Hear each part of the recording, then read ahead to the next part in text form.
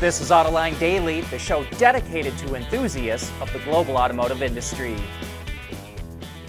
Tesla isn't exactly struggling right now, but the days of 50% revenue growth seem so long ago. One thing that could turn that around is if Tesla could start selling FSD or full self-driving in China. So Elon Musk made a surprise visit to China to meet with the premier of the Chinese Communist Party. China is worried about how Tesla collects data from its cars, and they were even banned from military sites in the country. So Tesla extended its deal with Baidu, which is kind of like the Google of China, to provide all the mapping data for FSD. That, plus the meeting with the premier, might be enough to allow Tesla to start selling FSD in China, and that could provide a big jump in revenue for the company.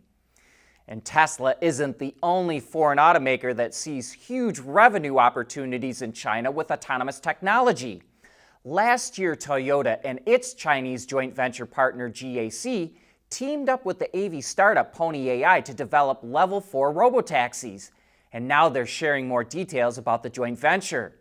They plan to launch a fleet of Toyota BZ4Xs in China, equipped with Pony.ai self-driving technology, which they unveiled at the Beijing Auto Show. The joint venture will also do all the maintenance, cleaning, and charging to make sure that everything runs smoothly. BYD, the biggest car company in China, said its first quarter revenue was only up 4%, even though its car sales were up 14%.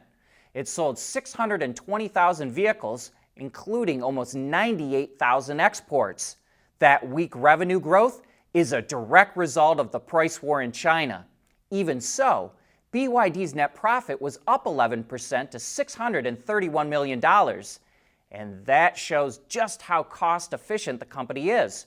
Profits rose nearly 3 times more than revenue. We posted a video with Terry Wachowski from Caresoft explaining the incredibly cost-efficient design of the BYD Seagull. And if you'd like to learn what they've done, we've got a link to that video in the transcript and description box. Everyone knows that we need more public charging stations before EVs catch on in the mass market. And in Europe, the ACEA knows exactly how many more. The European Automobile Manufacturers Association says that 8.8 million public chargers will be needed by 2030, which means the annual installation rate will need to jump to 1.2 million or 8 times the current rate. It says that EV sales growth grew 3 times faster than the installation of public chargers between 2017 and 2023. Last year, 150,000 public chargers were installed in Europe, bringing the total to 630,000. But the ACEA says Europe won't meet its CO2 reduction targets unless public chargers become more widespread. Intrepid's NeoVi Pi, allowing automotive engineers to interface, capture, and monitor vehicle data using Raspberry Pi. As a matter of fact, it's the automotive industry's first robust platform for Raspberry Pi, featuring Intrepid CAN-FD technology and Raspberry Pi Compute Module. The NeoVi Pi is designed for automotive environments, allowing use with relative power ranges and applications. In addition, the NeoVi Pi enables you to use the Raspberry Pi for compute while avoiding additional development to adapt to network environments. That makes the NeoVi Pi powerful enough to solve your vehicle network problems, yet small enough to fit in your backpack. One of many Intrepid tools used for developing zonal architecture and software-defined vehicles.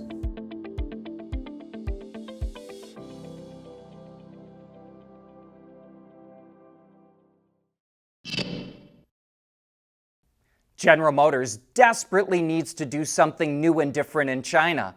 A decade ago, it was a powerhouse in the Chinese market and one of the largest automakers there. In the pre-COVID era, it was selling 4 million vehicles and earning $4 billion a year in profits. Today, it's about half the size, selling nearly 2.1 million vehicles in China last year, and the traditional GM brands, Buick, Chevy, and Cadillac, made up less than half of those sales. Worse still, in the first quarter of this year, it lost $100 million. So clearly, GM needs to take a bold initiative if it wants to turn things around.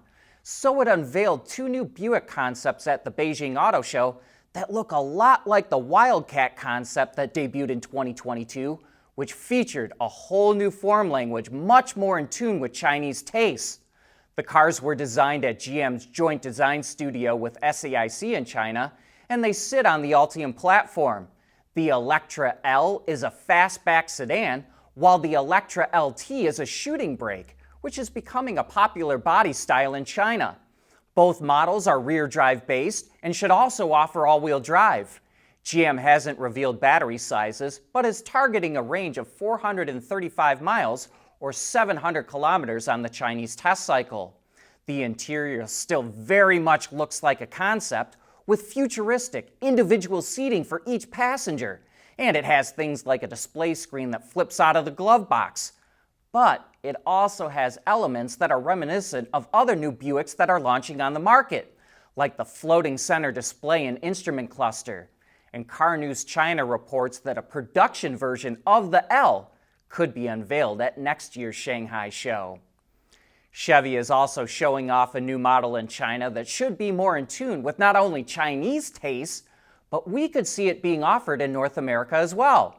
It's a plug-in hybrid version of the Equinox called the Equinox Plus.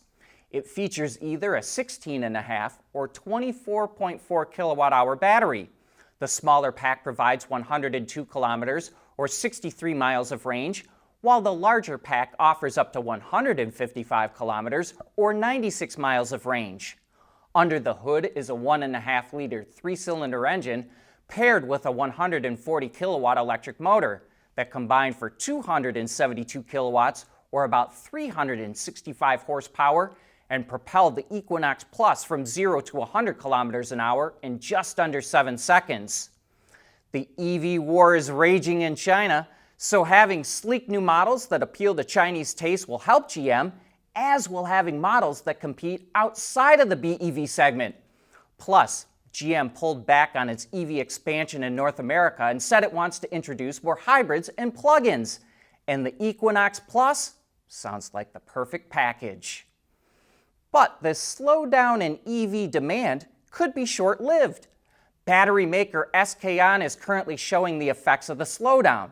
In the first quarter, its battery shipments were down, its revenue slipped, and it's burning through more cash. Yet despite that, SK On said it's on target to break even for the year because it expects the market to improve throughout the rest of the year. And it will be especially fueled by new EV launches in North America. We'll have to see if this is true for other companies, or if this is a product of the fact that SK's partners, including Ford, Hyundai, and Volkswagen, are the ones that are coming out with a majority of those new EVs later this year. Tesla is not the only foreign automaker expanding partnerships with Baidu. So is Hyundai.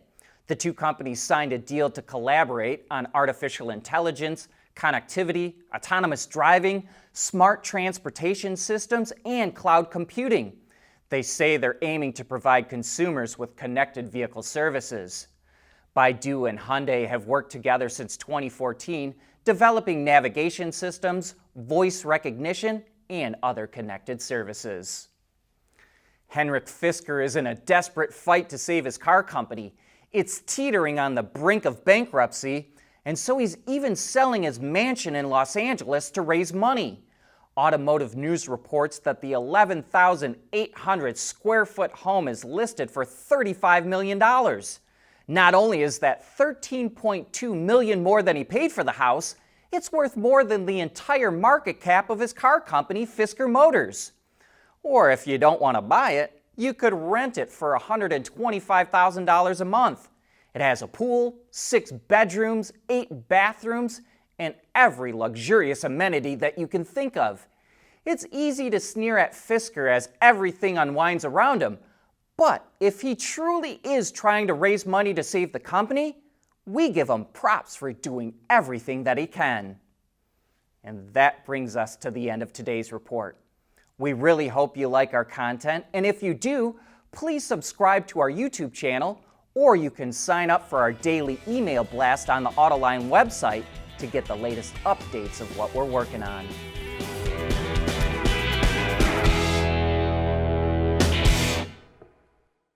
Autoline Daily is brought to you by Bridgestone, solutions for your journey, Intrepid Control Systems, over-the-air engineering, boost your game, and by Teijin Automotive Technologies, the formula for better mobility.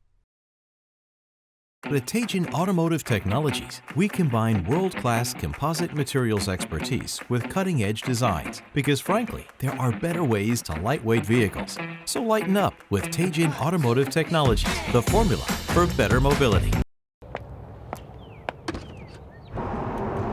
When the peace and quiet of your morning commute is as comforting as your morning macchiato. That's what really matters. Bridgestone Turanza EV tires. Less noise for more quiet comfort.